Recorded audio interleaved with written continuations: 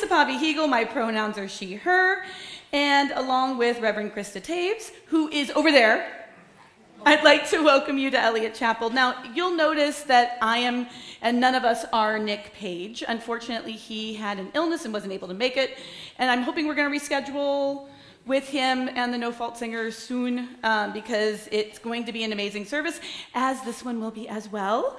But one of the things that we always have as members of the worship team and the liturgists is we always have a backup service ready in case something like this happens.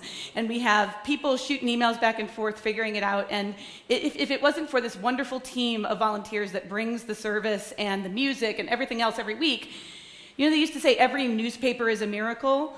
Sometimes every service is a miracle. And I think that that's where we are this week. Some of those other wonderful people who are joining us to make our service what it is today is Yvonne Serbel, who is our welcome person in the back, and Sharon Morgan, who is our Sunday pastoral care person, if something is weighing on your heart. If you've got little ones staying with you in the service and they start getting restless, you can always take them to Fellowship Hall where there's a live feed and they can run all they like. Also, with the kids joining us for the offertory, please realize that religious education will be about 5 extra minutes following the end of the service. So pickup is at 10:50. You can look for Scott or for Anna after the service if you've got questions about pickup and dismissal and all that good stuff. And now I would like to welcome a very special, a pillar of the community, a person with no drip at all, who is a fire in our souls. Ladies and gentlemen, the candle of the Pledge Committee to give us an update.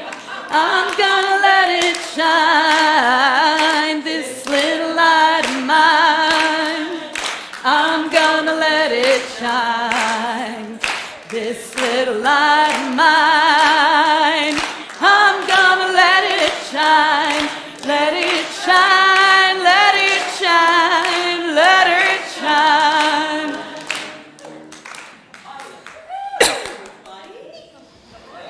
Good morning. I'm here to give you a little update on our wonderful pledge drive. So we are 30% of the way there. We have raised $219,679 and change with 62 wonderful pledges. So just inviting you all, if you remember, our pledge drive is just for the month of March this year. So we are going to keep this moving forward. So if you haven't made your pledge, this is the weekend to do it, because on March 16th, we are going to have a drawing. And if you've put your pledge in, no matter what size your pledge is, you will be enrolled in a raffle for a $300 gift card to the Cardinals, which you can use for anything. Anything. Rob said you could eat. Anything? You could eat $300 worth of brats if you'd like. That's what you could do. So, please get your pledges in. Please be as generous as you can. We're asking for a 6 to 10% increase if that's possible for you. If you can do more, that's great. If you can't do that much, that's okay. It's all good. The whole point is that we're all in this together. So please join us. We'll be back next week for another update. Right. How can you pledge? Hey, great thought. So there are pledge cards in Adams Hall. You can pledge right online on the Eliot website. So you can do either way, any way you want. And I believe that there is a QR code hiding around somewhere, but we'll get on that, okay? All right, enjoy your service.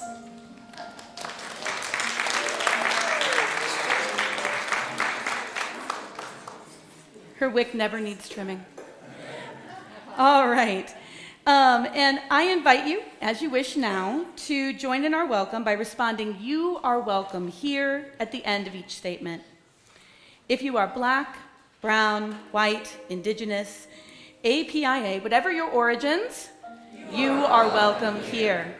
If you are an immigrant, a refugee, or a person without documentation, you are welcome here. If you believe in God all of the time, some of the time, or none of the time, you are welcome here. If you have a disability, visible or invisible, or if you are neurodiverse, you are welcome here. If you've been here 100 times, or if today is your first day, you are welcome here.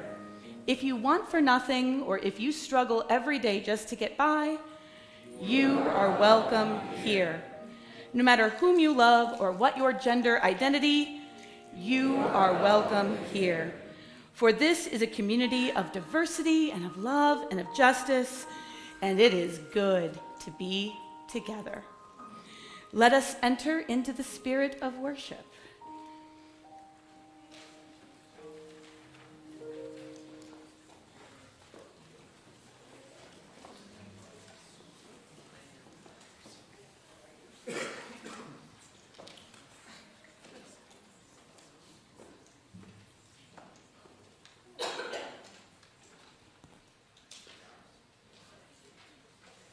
Despite what the order of service says, we're actually going to be singing 2 songs, if that's okay.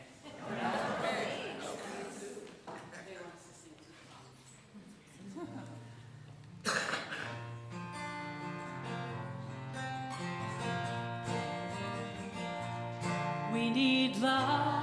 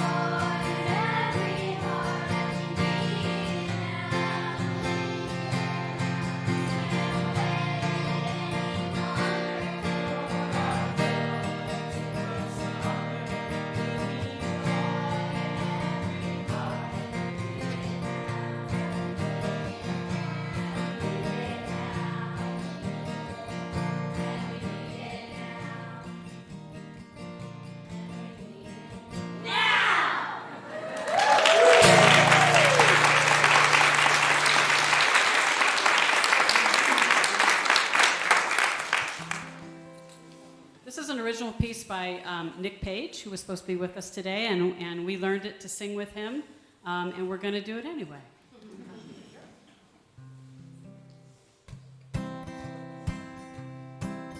Do you let the light in? Do you let the light out? Do you shine? Really shine? Do you dance with the light? Does the light dance with you? Do you shine? Really shine? Do you shine with the light of a child?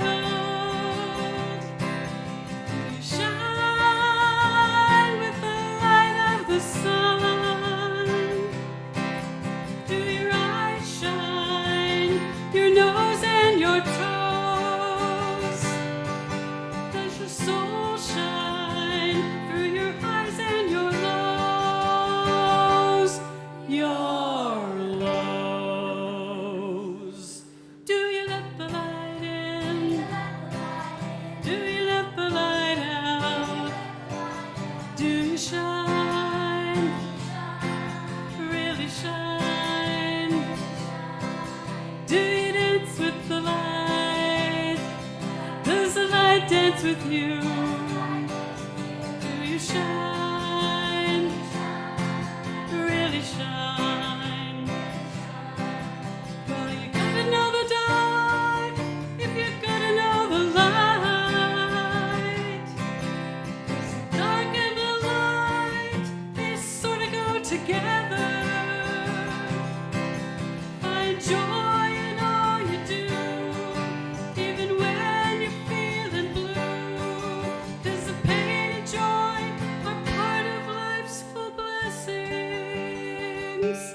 life's full blessings. Do you let the light in? Do you let the light out? Do you shine? Really shine? Do you dance with the light? Does the light dance with you? Do you shine? Really shine? This little light of mine. Everybody sing, I'm gonna let it shine. Everybody, this little light of mine. I'm gonna let it shine. This little light of mine. I'm gonna let it shine. Let it shine. Let it shine. Let it shine. Do you let the light in? Everybody. Do you let the light out? Do you let the light out? Do you shine? Do you shine? Really shine? Really shine? Do you dance with the light? Do you dance with the light? Does the light dance with you? Does the light dance with you? Do you shine? Do you shine? Do you shine? Do you shine? Do you shine? Do you shine? Really shine?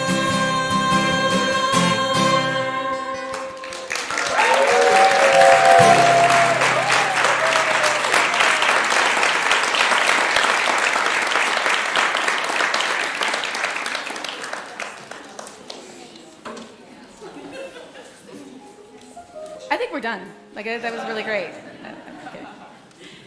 They're so fabulous. The flaming chalice is the symbol of Unitarian Universalism. We light a chalice to signify that we are entering into sacred space. Our chalice lighting words today are very simple. Today, we hallow this time together by kindling the lamp of our heritage. We are shining all over the place today, and our flaming chalice shows that we have that light every single day. Please rise and bow to your spirit for our opening hymn, number 368, Sing to the Power, and then we're going to do our congregational covenant, so remain standing.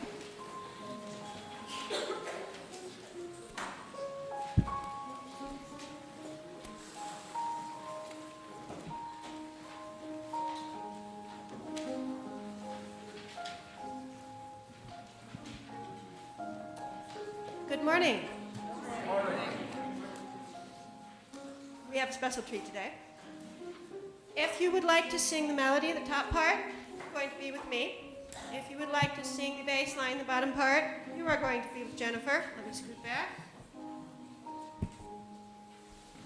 I will cue the first part for the bass part, however, because she's got her knees kind of full.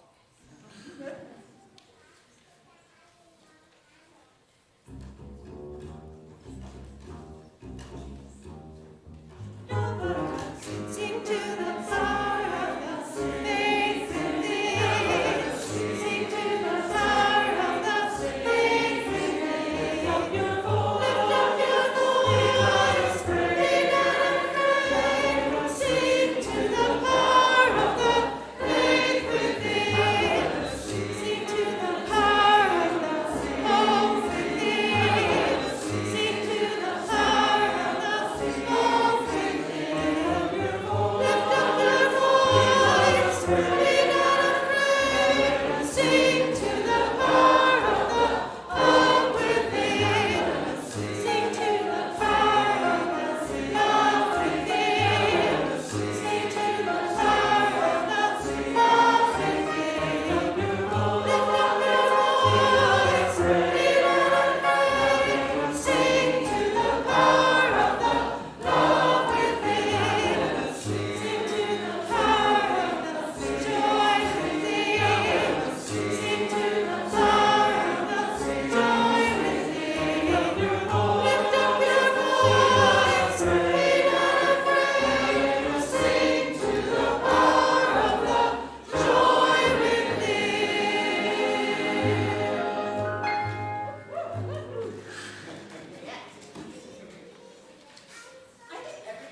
Better by a bass. It's just my thought. In Unitarian Universalism, our covenants are the agreements we make between us for how love becomes action. Please join me in speaking our congregational covenant. As a free congregation, we promise to one another our mutual trust and support. To create beloved community, we promise to be kinder to each other than we have to be. To listen fully to each other with an open mind and heart, to speak responsibly and respectfully, and to find ways to improve our church for all of our members and friends. Please be seated.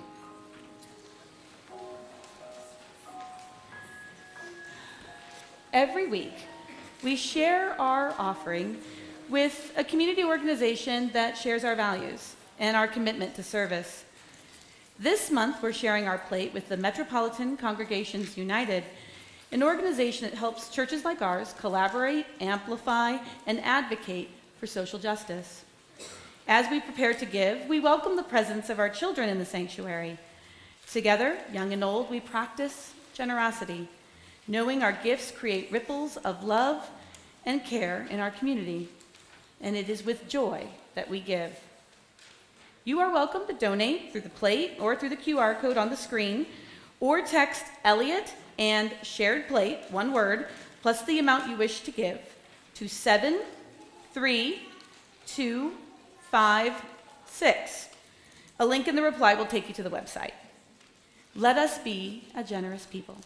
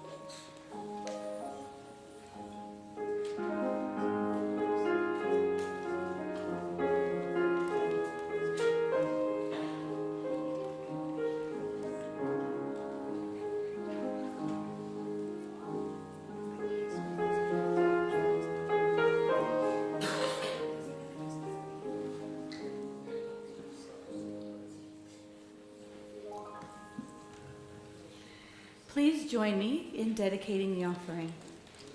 To the work of the church, which is weaving a tapestry of love and action, we dedicate our lives, and these are offerings.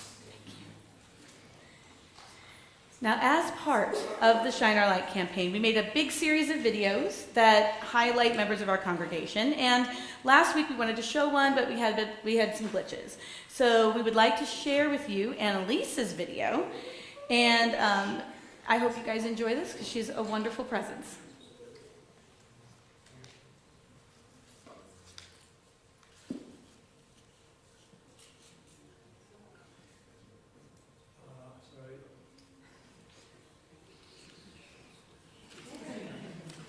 Good morning, Annalise.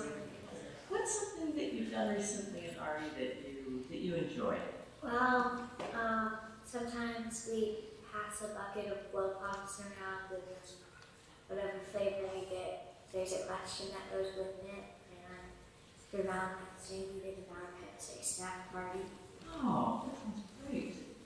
So we had new people joining Eliot Chapel this year. So when a new young person comes into RE, how do you all welcome them? How do you make sure that they feel welcome? They can make a name tag if they want, and we go around the circle and we say your names and something to like, or if we are doing lollipops, then we answer the question that the lollipop said. And so our theme this year is Shining Our Light. So how do you think Eliot Chapel can shine our light brighter? Or how would you like to shine your light brighter? I think Eliot can shine his light brighter by putting more ramps in. To help people get in and out of the building? That'd be great. Oh, and look, we have a bright candle that's joined us today. Hello, candle. We love your smile and know that you can bring light to Eliot in your own special way. Okay, just let me know who you might be visited by.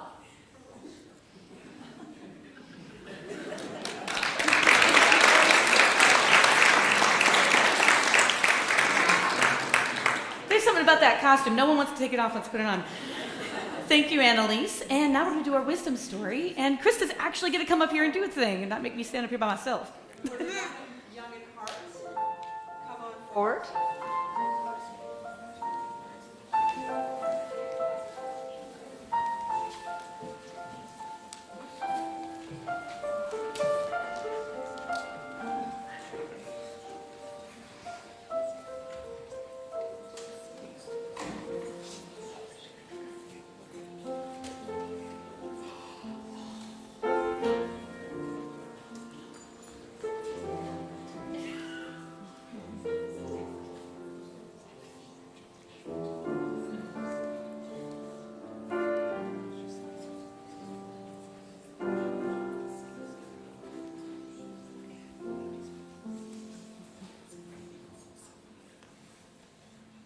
So first I want to thank Annalise for doing such a wonderful job on that video, and thank you to the candle for showing up, as always.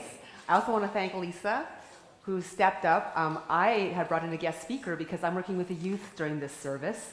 So she's going to preach my sermon for me in the first service, the emergency sermon that we actually have literally in the pulpit for cases like this. And then in the second service, I'll be here as normal. But so that's why I'm not up there, just to let you know. So I have no doubt that Lisa can make my words shine. So this is a story, and I'm not sure if we have the pictures. Do we have pictures with this? We just have the front, unfortunately. We didn't get to have all the pictures. So if you want to see the picture, you might want to sit in front here so you can see the pictures as I tell them. This is a story called The Old Woman Who Named Things. Once there was an old woman who loved to name things. She named the old car she drove Betsy. She named the old chair she sat in Fred. She named the old bed she slept on Roxanne. And she named her old house Franklin. Every morning she would get out of Roxanne, have a cup of cocoa in Fred, lock up Franklin, and drive to the post office in Betsy. She always hoped for a letter from someone, but all she ever got was bills. The reason the old woman never got any letters was because she had outlived every single one of her friends. This worried her. She didn't like the idea of being a lonely old woman without any friends, without anyone whom she could call by name. So she began to name things, but she named only those things she knew she could never outlive. Her car, Betsy, had more get-up and go than anything around. Her chair, Fred, had never sagged a day in his life, and not one creak or moan had she ever heard out of her old bed, Roxanne. The old woman never worried about outliving any of them, and her days were happy. Well, one day when the old woman was scooping some mud off of Betsy, soaping some mud off Betsy, telling her that Franklin wouldn't want to be seen with a car that didn't keep its bumpers a little cleaner, a shy brown puppy came to the old woman's gate. The old woman had not named the gate because 2 of its hinges had rusted off, and she could tell this gate wasn't long for the world. The shy brown puppy wagged its tail. It looked hungry. The old woman stood beside Betsy and watched the puppy. She said. Then she walked into Franklin, got a chunk of ham from her refrigerator, and came back outside. The old woman gave the ham to the puppy and told it to go home. She told it that Betsy always made puppies sick, and Fred never allowed puppies to sit on him, and Roxanne wasn't wide enough for a puppy and an old woman. And besides all this, Franklin couldn't tolerate dog hair. So the puppy went away. But the next day, the puppy was back. The old woman was sitting in Fred reading a book on everlasting flowers when she saw the puppy. "Go home," she called to the puppy. The puppy wagged its tail. "Go home," she yelled again. But the puppy just kept wagging. The old woman noticed that it still looked hungry, so she went to her refrigerator. She gave the puppy a hunk of cheese and 2 biscuits. Then she told it to go home. It went away. That night, as the old woman plumped up the pillows on Roxanne, she thought about the puppy. It was a nice puppy, she thought, a very pretty puppy, but it couldn't stay. If it stayed, she would have to give it a name, and it could never last as long as Franklin or Fred or Betsy or Roxanne. She might outlive it, and she didn't want to risk that. She would just keep telling it to go home. Every day, the shy brown puppy came to the gate. Every day she fed it and told it to go home. It always went away. It always came back. And this went on for many months, and the puppy got bigger and bigger until it wasn't a puppy anymore. It was a dog, but it was still a dog with no name. In all this time, the old woman had gotten a new dresser that she named Bill, a new wheelbarrow she named Francine, and a new concrete pig for her garden that she named Bud. But the dog she faithfully fed at her gate every day still had no name. So the woman didn't have to worry about outliving it, and she thought herself pretty clever. Then one day, the little brown dog didn't come at all. She sat and Fred and watched the gate all day long, but the dog never came, and she felt sad. The next day, the dog didn't come. The old woman drove Betsy around town looking for the dog, but she couldn't find it. She felt even sadder. The following day, when the dog still did not come, the woman knew she had to do something. She picked up her telephone and called the dog catcher. "Have you caught any shy brown dogs?" she asked. "We've got a whole kennel full of shy brown dogs, ma'am," said the dog catcher. "Was yours wearing a collar with its name?" "No," said the old woman, and she hung up the phone. She thought about the shy brown dog who had no collar with a name. Wherever it was, no one would know that it was supposed to come to her gate, that she was supposed to feed it and tell it to go home every day. The shy brown dog had no collar, and no one ever would be able to know these things about it. The dog catcher got the dog he was talking. He was feeding. Yes. Well, yes, the dog is getting fed at the kennel. The old woman made a decision. She locked up Franklin and drove Betsy to the dog catcher's kennel. "I've come to find my dog." He asked her what color it was. "Brown." He asked her how old it was. "About a year." And then he asked her what its name was. The old woman thought a moment. She thought of all the old dear friends with names whom she had outlived. She saw their smiling faces and remembered their lovely names, and she thought how lucky she had been to have known these friends. She thought what a lucky woman she was. "My dog's name is Lucky," she said. He led her to a big yard full of white dogs and black dogs and brown dogs. And the woman looked and looked, and finally she saw her own shy brown dog sitting beside a gate. The dog was looking at Betsy parked in the driveway. "Here, Lucky," the old woman called, and at the sound of her voice, the shy brown dog came running. And from that day on, Lucky lived with the old woman, and he always came when his name was called. It turned out that Betsy didn't make all dogs sick, and Fred was happy to allow a dog to sit on him, and frankly, Franklin really didn't mind the little dog's hair. And every night, Roxanne was sure to make herself plenty wide enough for a shy, brown, lucky dog and the old woman who named him. And that is the end of the story, and we're going to now leave for your classes.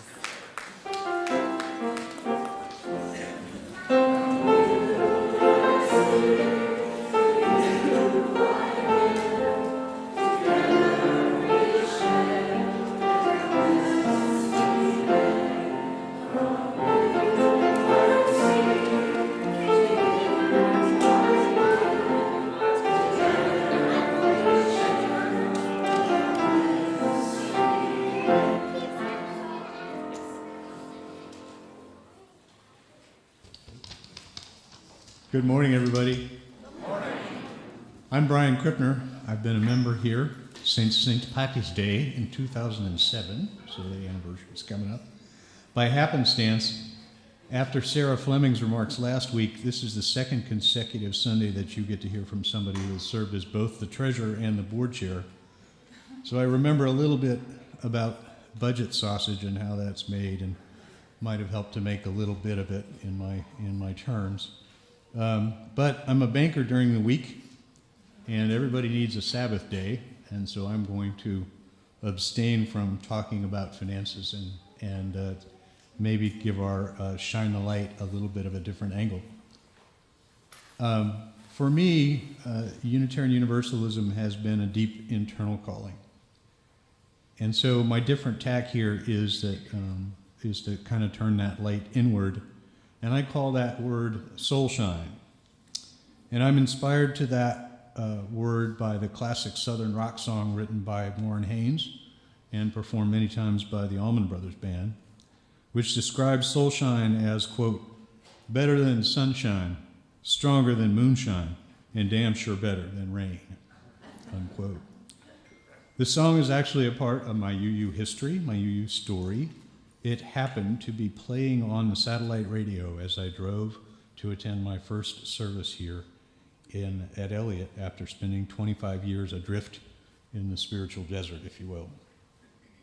I found Eliot Chapel a place where you can let your soul shine and experience the soul shine of others. A place where I don't have to accept a creed, but where how I treat other people is paramount. A place that I don't have to have answers and where questions are just as important. This place is a beacon of faith which welcomes us as we are, even if that's lost, looking for the path, listening for the secret, searching for the sound, and aren't we all? When you're welcomed like this, it helps you to listen to the experience of others in a more open space and to walk away changed. It's been said that UUs can believe anything that we want. I think the test is actually a little bit stronger than that we are called to believe the truth only after responsible pursuit. Eliot needs our resources to be that space, the space where all of this can continue to happen. Eliot needs our time, talent, and treasure in a measure that is right for you individually. I hope you'll join me in making a financial pledge in support of our welcoming spiritual home so that we can continue to experience our collective soul shine. Thank you, and last one out, leave the light on.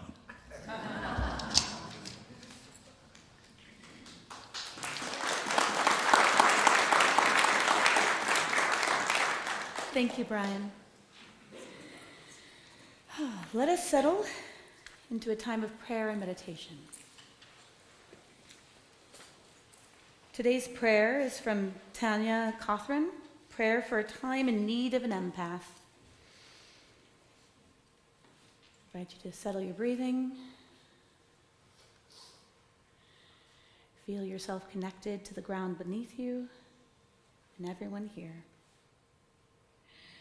Spirit of life, teach us to consider how others experience the world, to understand how my reality and their reality are different, yet share the qualities of the same core desire. Teach us to listen for shared feelings, for places of connection. Teach us to be curious and open to hearing difference. Teach us to love into brokenness and to give space for and to be patient with healing. Let us be strong in our vulnerability, in our not knowing, in our exposing our less than perfect, scary bits to those in front of us. Give us the courage to face judgment and scorn and hatred for the greater good. Let us be disciples of essential goodness, strong in our knowing that in each being there is the light of a divine soul. Give us the strength to keep feeling empathy even when we are tired and broken, for it is then that you are feeding that empathy through us. Let us enter into a time of silence for the prayers and meditations of our hearts.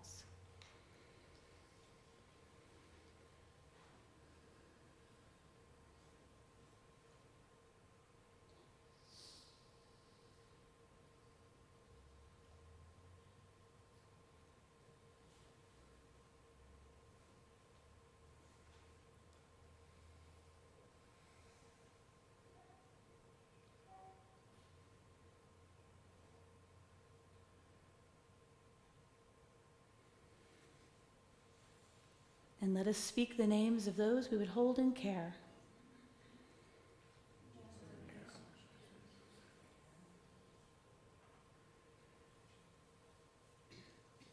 Amen, and blessed be. Please remain seated for our meditative hymn, 352, Find a Stillness.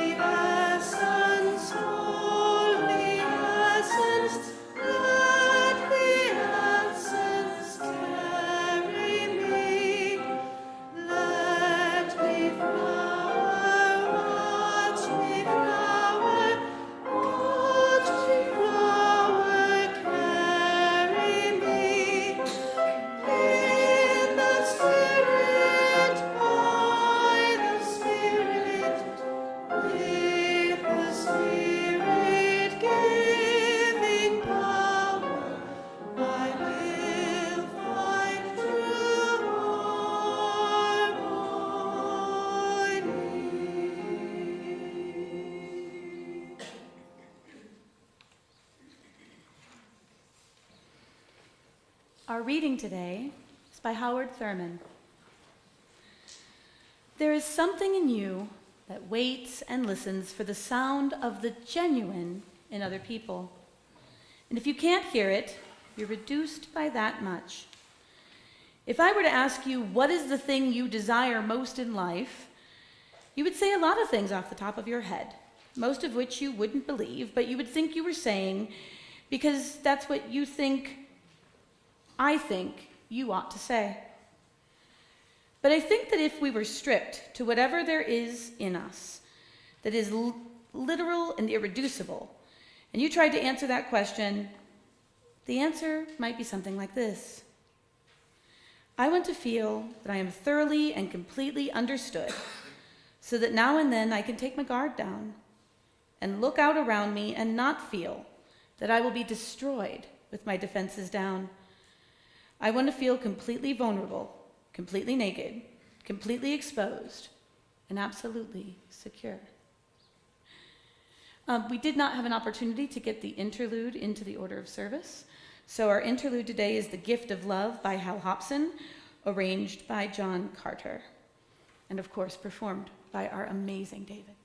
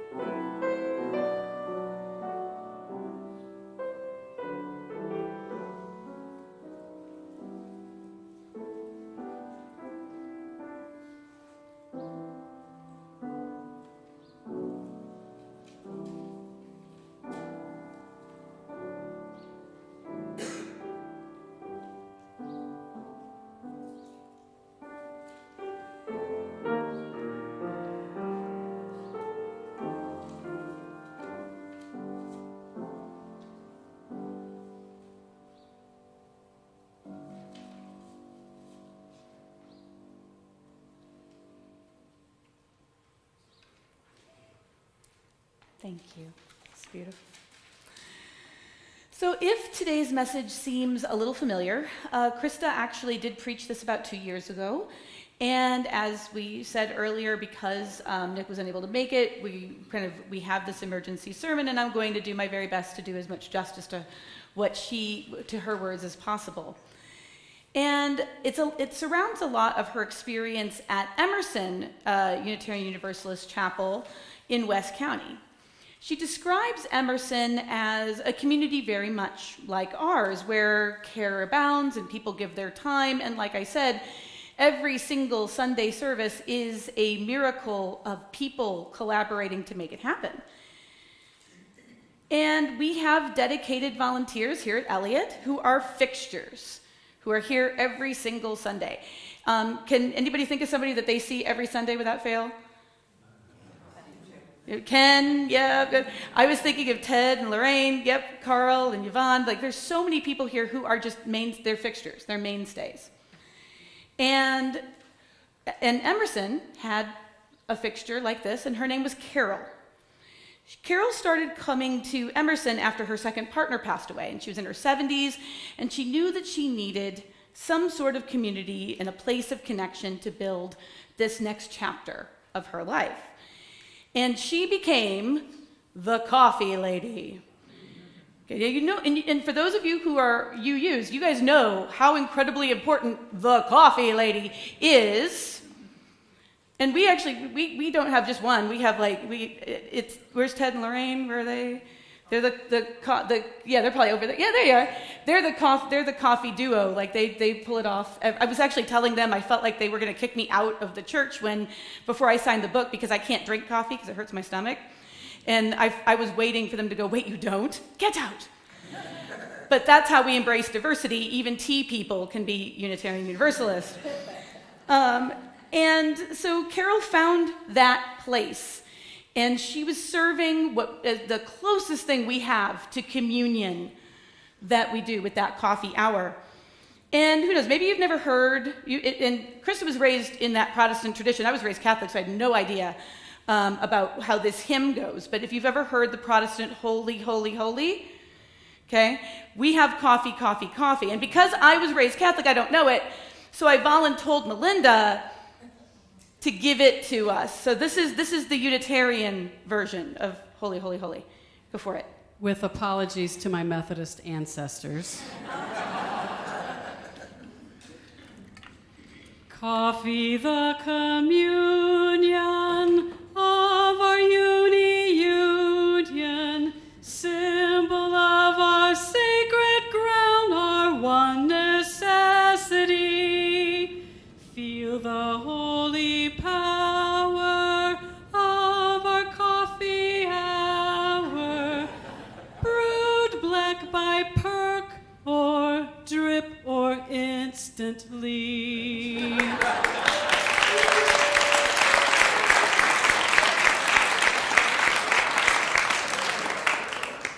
This is so flippin' amazing. Our people here are amazing. Oh, I actually, I needed that. That was amazing. Well, Carol, just like all of us, she took the responsibility and the sacredness of that coffee hour, and she was always bright and early here way before the service would begin in that kitchen making coffee. And Carol was a welcoming and kind soul. She was always positive, very interested in everyone around her. She knew everyone's names, and it was like this for years.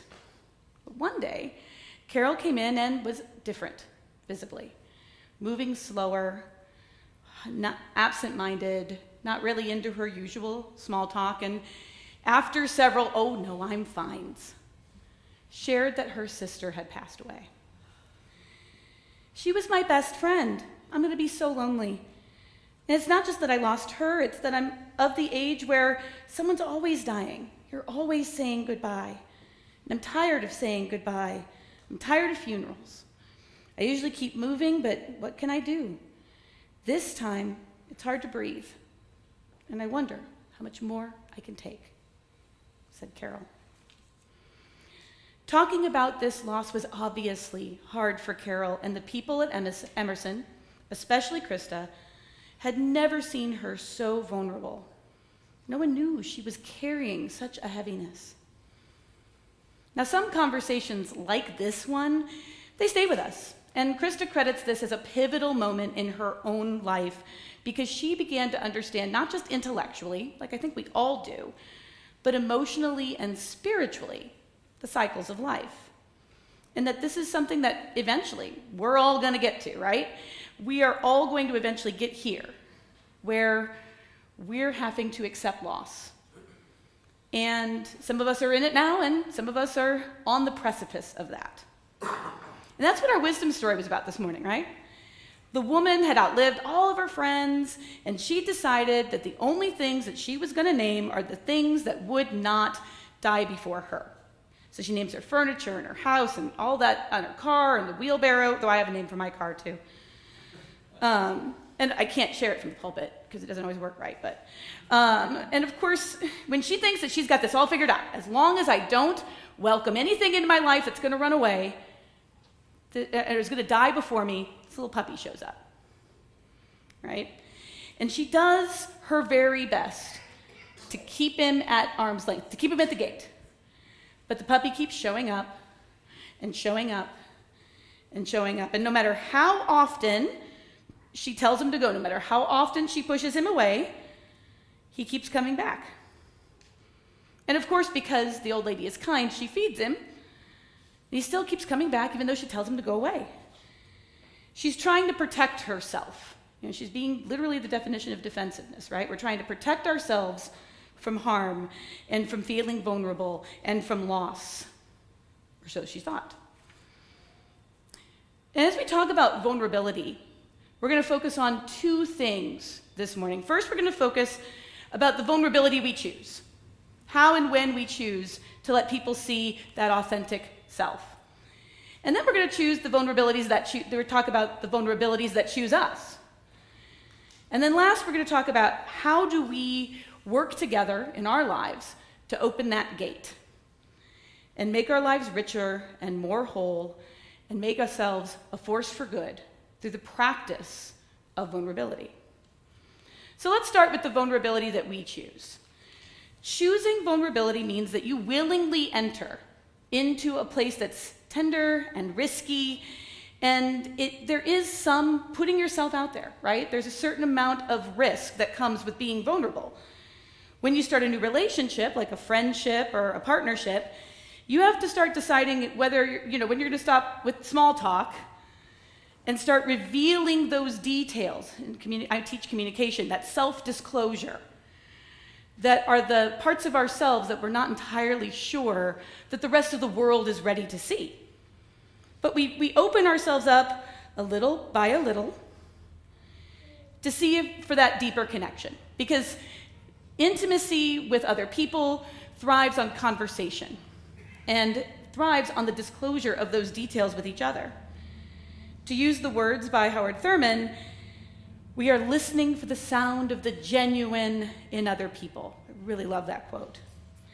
And when we choose this, there is a danger. Is the other person going to respect you? Do they understand how important this sharing is? Do they get it? Are they going to keep you at the gate? Are you going to keep them at the gate?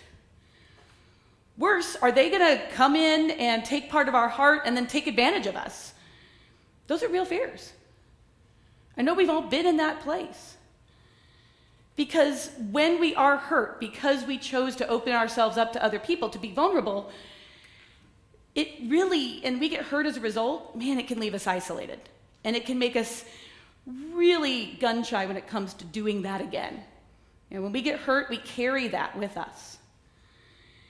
And we will send the dog away. We'll tell the dog to go home. We'll keep him at the gate as long as we can because we've been hurt before. But the problem is when we do that, relationships can only go so far because vulnerability with each other, taking risks with each other is the only way that we grow stronger together. It's the currency of authentic relationship. You keep taking chances with the people you love, and hopefully that love gets deeper and deeper and gets stronger and stronger. And this is the vulnerability we choose, and man, it can be empowering. When it's taken and it's returned and it's strong, it's the best. But there's also the kind of vulnerability that is not a choice. The old woman in our story didn't choose to be the last one of her friends still up and kicking. Carol's vulnerability that Sunday morning really wasn't a choice. We do this thing called masking, where we try to prove to the world that we're fine even when we're not, right? And unfortunately, we as humans are tuned to that kind of distress, especially in people that we come to care about. And so when that leaks through and we ask, sometimes that choice to be vulnerable isn't really a choice. It just happens. And there are significant moments of this vulnerability that comes in every stage of life. Your first step, you do that hoping that someone's going to catch you. Your first word, hoping someone will understand you. Going to school, hoping someone will like you. Leaving home, hoping that you'll be able to make a life for yourself. Raising children, hoping that you're doing the right thing. Starting a job, knowing that you're building a career. Getting married, hoping it'll last. Dealing with the death of older relatives, hoping that you're doing right by them as they did by you, and taking care of elders. Choosing to retire. For all of us, that cycle of entering into vulnerable space is part of who we are as humans. It is part of being alive. And when we choose vulnerability and we choose to feel all of those things that come with it, it can be powerful and beautiful and amazing. But then there are the vulnerabilities we don't get to choose. They're systemic, right? During the pandemic, we saw it and we're seeing it now. Who's most at risk?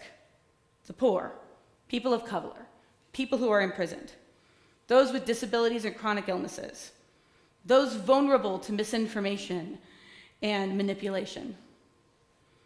It's not something they get to choose. Environmental racism as well. Another example of systemic vulnerability. Which communities are more likely to live close to heavy industry? Interstates, garbage dumps, have contaminated water and air. Ask Flint.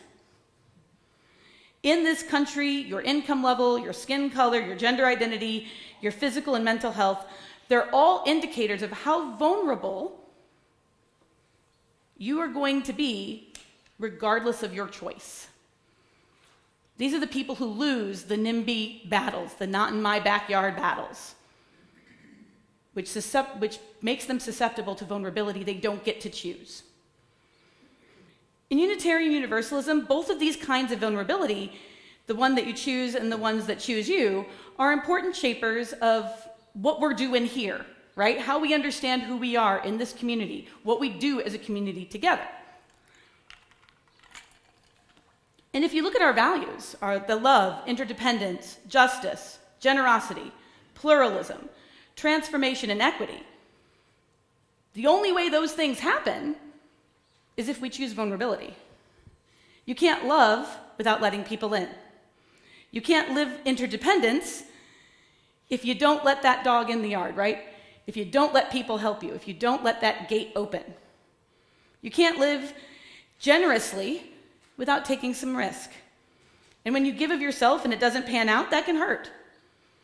Being committed to transformation means being open to change. And man, there's always a requirement of having to let go to make that happen. There's a vulnerable thing to do, whether you're fighting for your right to flourish or looking at the privilege by which you are able to flourish.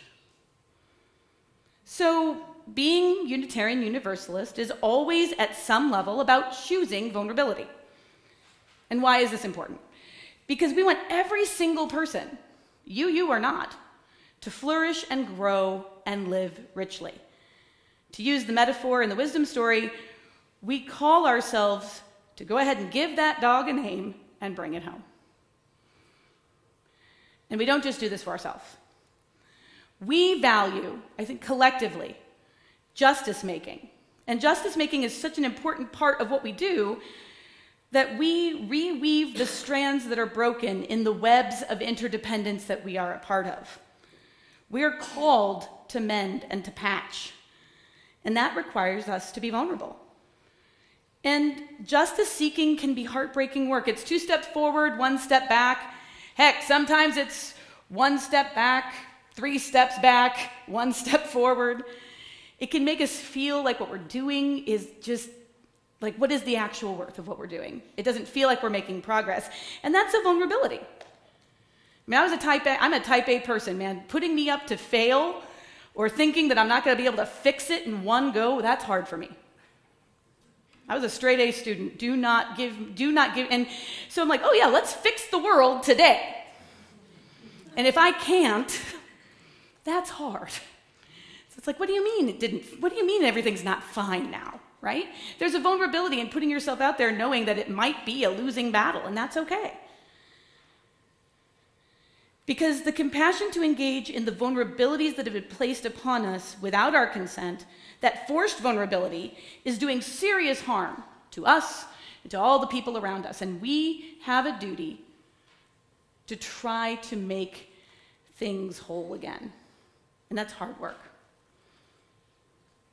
After Carol's sister died, she started having more physical issues. It was getting harder for her to get around. She was getting out of breath. Stairs were difficult. And because she was the only coffee lady, people started to get a little nervous. What's going to happen when she can't do it anymore? And because UUs are by nature good problem solvers, we have a plan. There's a strategic plan for everything, right? Like, we get together, we solve problems. And so the natural answer was to do a succession plan for Carol, right? Let's recruit other people, start working with her, get ready when she can't do it anymore.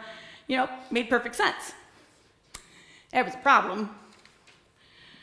No one asked Carol. And I'm going to guess that's because they were afraid of Carol, maybe a little, because that was not just that was Carol's kitchen, and you did not infringe upon Carol's kitchen, right? She had developed this, I'm good, don't bother me, I've got it. And so even as it got harder for her to do these things, she really resisted any suggestion of the fact that this was getting hard for her. She loved it. She loved it so much she knew every kid's name, and because she gave out the treats, she would bribe them. Like, you're gonna learn cursive or no Rice Krispie treat for you, because you need to know how to read the stuff that my generation left behind. And heck, now I think you can actually get a paying job if you can read cursive. I believe that there's a call to read those archival documents. So see, she was a job creator. So when she learned that she was getting helpers, because she was told, you're getting helpers, it felt to her like she was being pushed out. She felt that vulnerability that was put upon her, and she was angry, and a little bit afraid. What do you think happened when those helpers, all bright-eyed and bushy-tailed, started showing up? Right? Just with a look.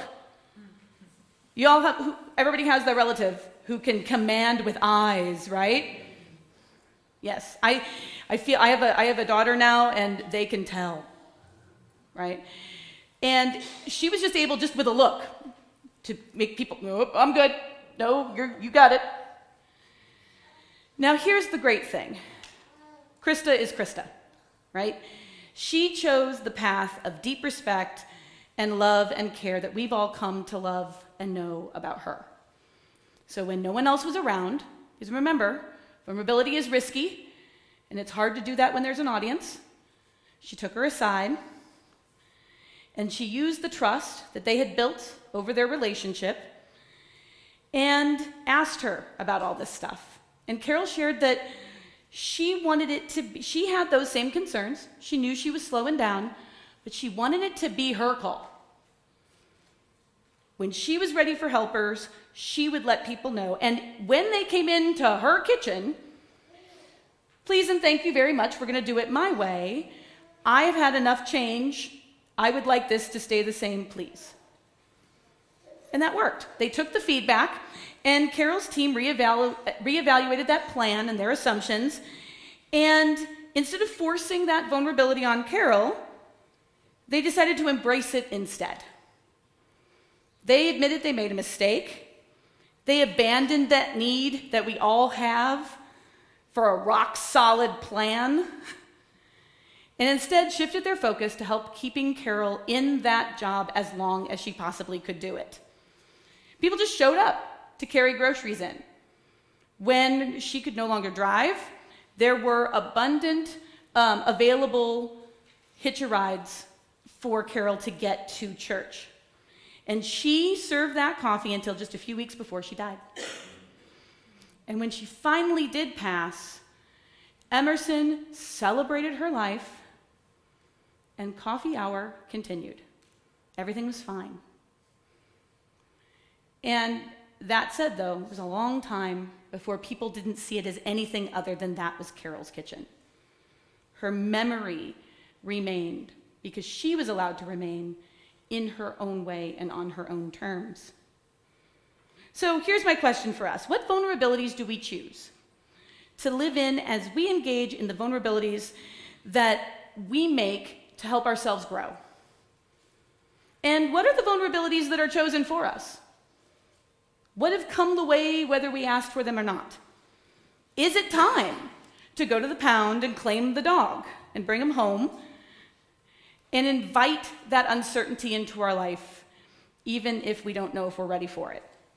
Because when we do, we can all flourish and love more deeply.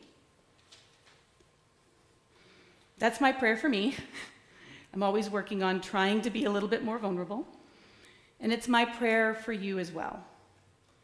May it be so, and blessed be. Our closing hymn, one of my very favorites, 1021, Lean on Me. And then we're going to stay standing as we close the service, if you're able.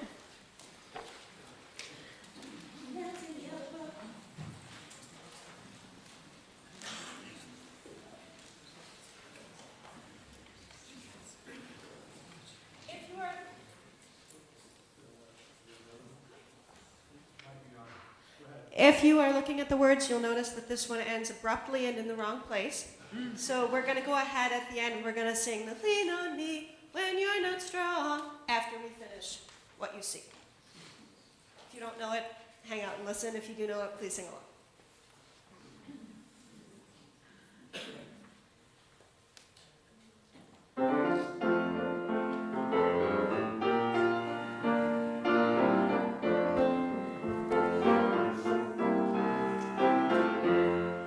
Sometimes in our lives, we all have pain, we all have sorrow, but if we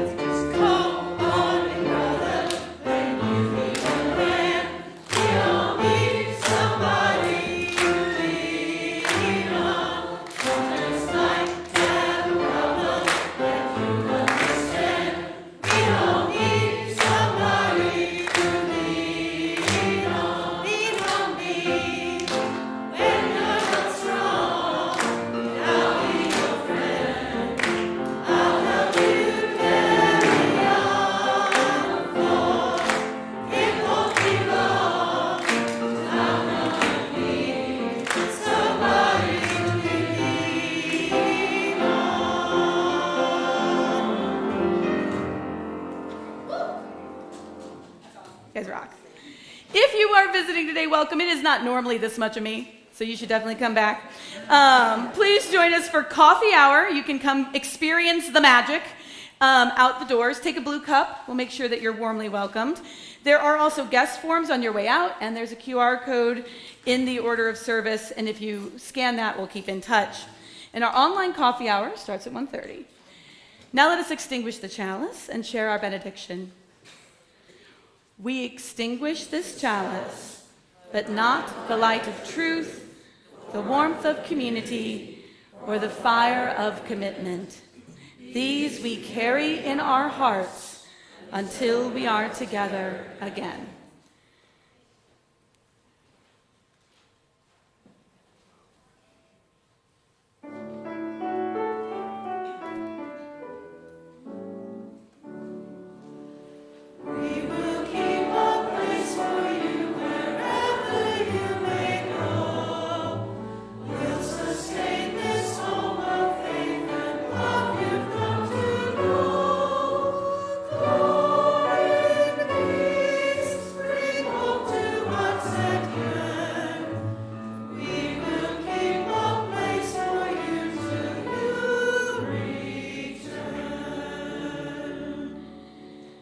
And now may the Spirit of life hold you, may love bless you, and may joy find peace in your days.